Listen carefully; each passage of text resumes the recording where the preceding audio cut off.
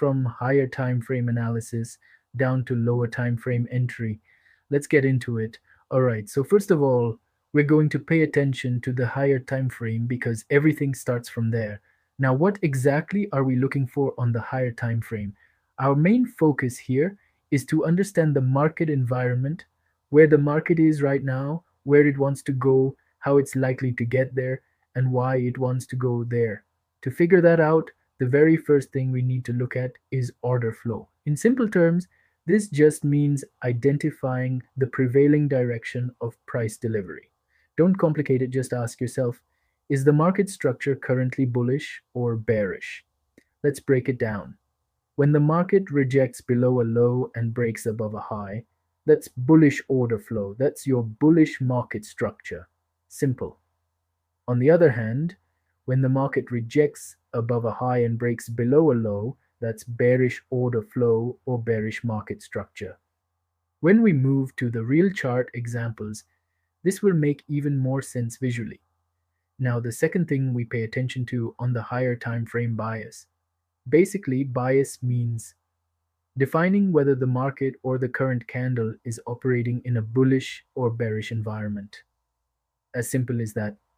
We are candle traders, so it all starts from the candle you're trading. Ask yourself, is the candle I'm trading expected to close bullish or bearish? You need to be absolutely clear about this before anything else. You should know whether the candle you're trading is likely to close as a bullish candle or a bearish candle, and for that, you'll read the open, high, low, close, and open, low, high, close structure properly. This is the foundation. If you don't understand what kind of candle you're dealing with, then everything that follows will be shaky, and that's your bias.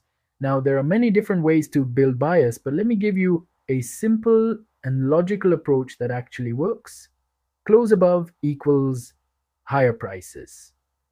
If the market closes above the previous candle, we expect higher prices in the very next candle. Now, let's say the candle we're trading is expected to close bullish. That's our very first confluence.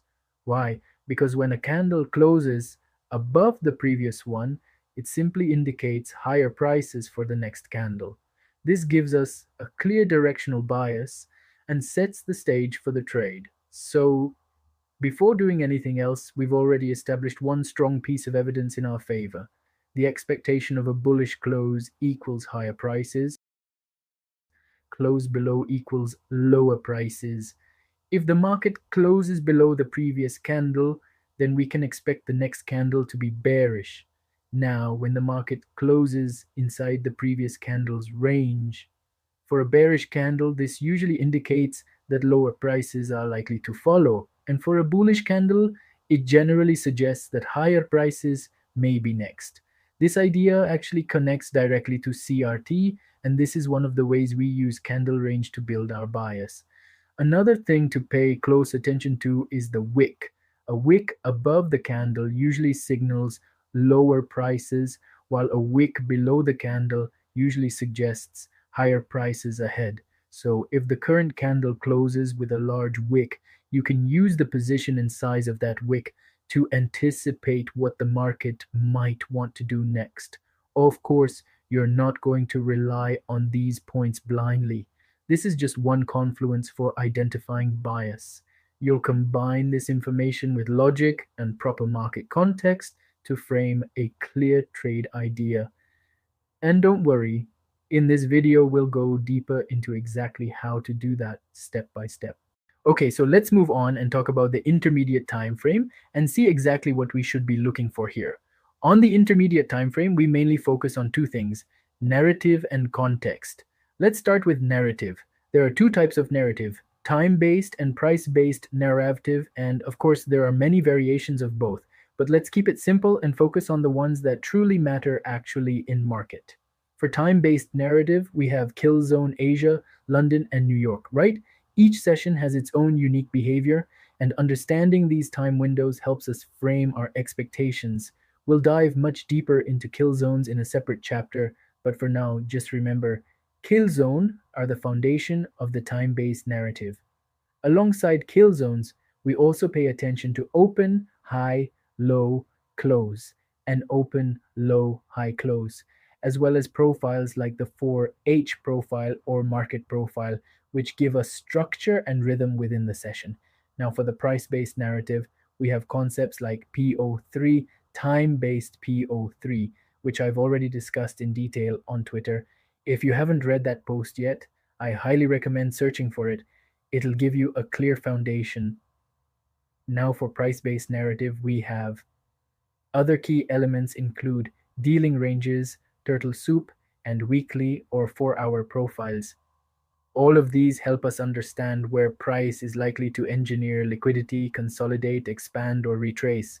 Now, the second thing we focus on for the intermediate time frame is context. As CRT traders, we only use CRT for context. This is where candle range theory really comes into play. By applying CRT on the intermediate time frame, we can build a clearer picture of how price is evolving within the bigger picture set by the higher time frame. Now, the second thing is key levels, key level play important role here.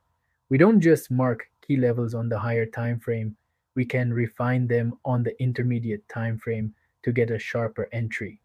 These refined levels often align beautifully with CRT setups, helping us shape precise trade ideas. So, to sum it up, on the intermediate time frame, our focus is on understanding the narrative that's unfolding and the context in which price is operating. All right, now let's talk about the lower time frame. This is where execution comes. On the lower time frame, our main focus is where and how to position ourselves, right? Meaning, where exactly we'll execute the trade and how we'll manage it. The first thing we pay attention to is time. We always want to align our executions with refined key times, specifically kill zones. As I've mentioned before, we'll go deeper into this in another chapter. But for now, just keep it simple. London kill zone we have from 2 a.m. to 5 a.m. UTC -5 or -4, and New York kill zone from 7 a.m. to around 10 or 11 a.m. UTC -5 or -4.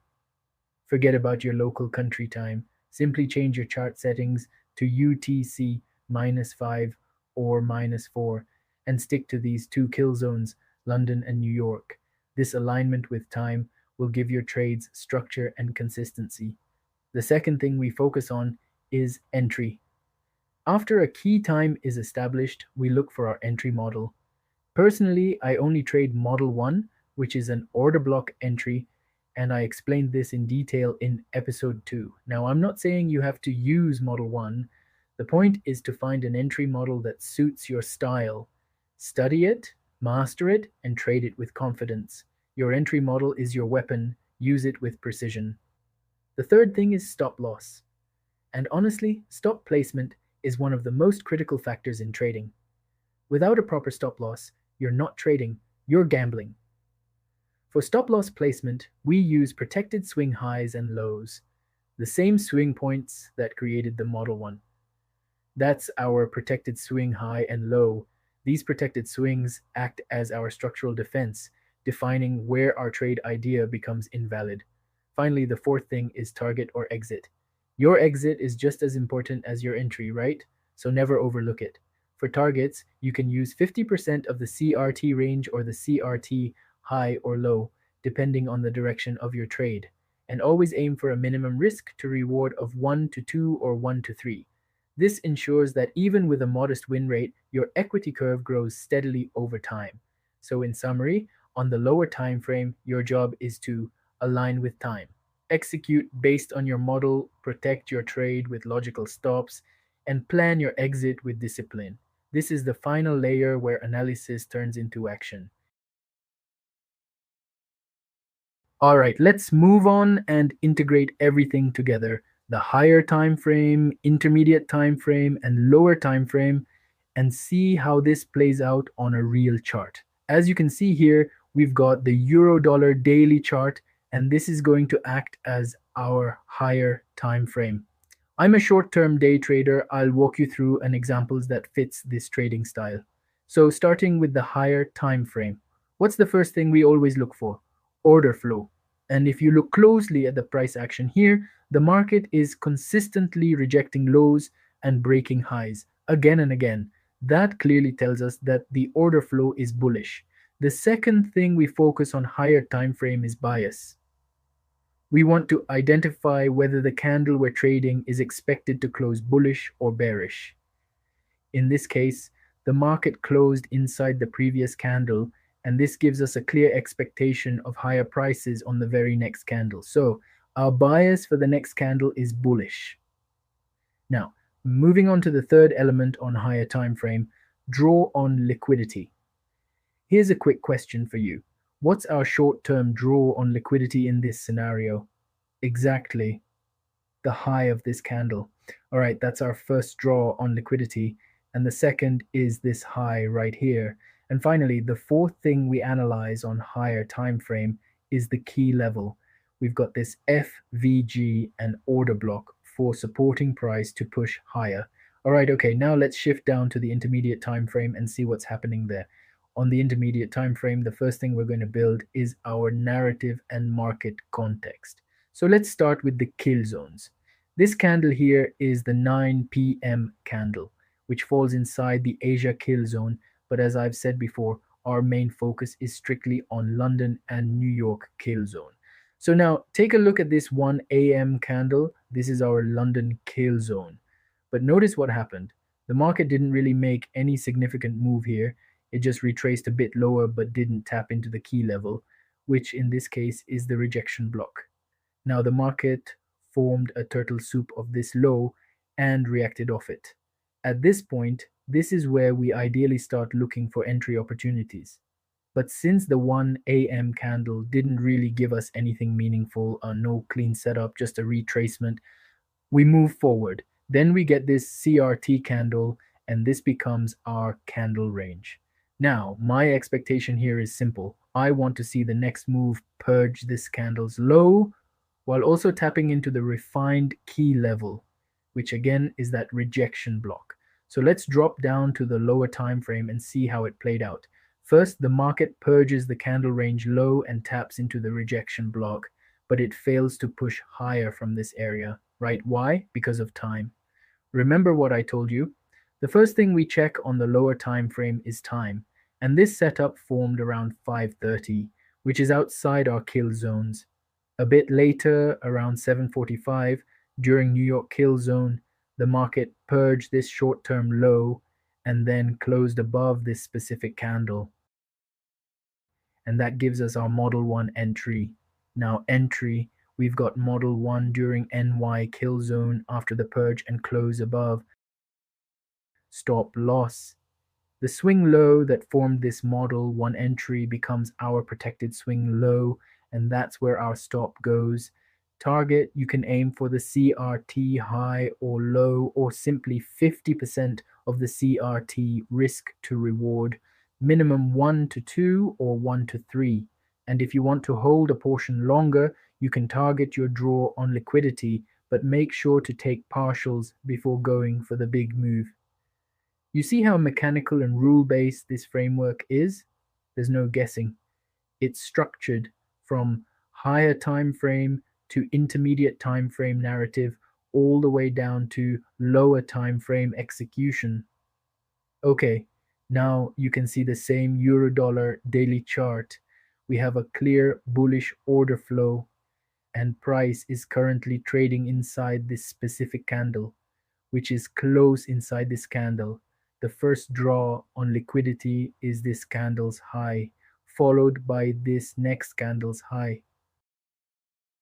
Moving down to the 4-hour time frame, you can see this FVG fair value gap right here. This area will act as a supporting zone to help price push higher. Notice how the market didn't fill this gap but still pushed higher, and this is where SMT divergence comes into play. The market created divergence with this key level, which we call key level divergence.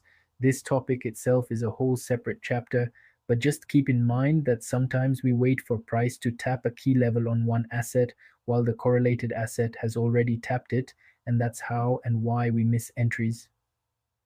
Okay, all right, let's drop down to the lower time frame and see what's happening there. On the lower time frame, the market purged this low with this specific candle, and after the purge, it created SMT divergence with the higher time frame key level. From this point, we wait for a close above this specific candle. Once the market closes above, our entry is on the high of that candle with stop loss below this swing low. This is exactly model 1, and the target would be the CRT high, or at minimum a 2 or 3 risk reward ratio. And that's exactly how you break it down step by step. There's nothing complicated here. It's all about patience, understanding the narrative, and letting the market show its hand. Once you follow the framework mechanically, everything starts to click. So take your time, study the behavior, and let these setups come to you. The more screen time you put in, the sharper your execution becomes. If you found this valuable, make sure to like, share, and subscribe for more deep dive lectures, and see you in the next one. Good day and good trading.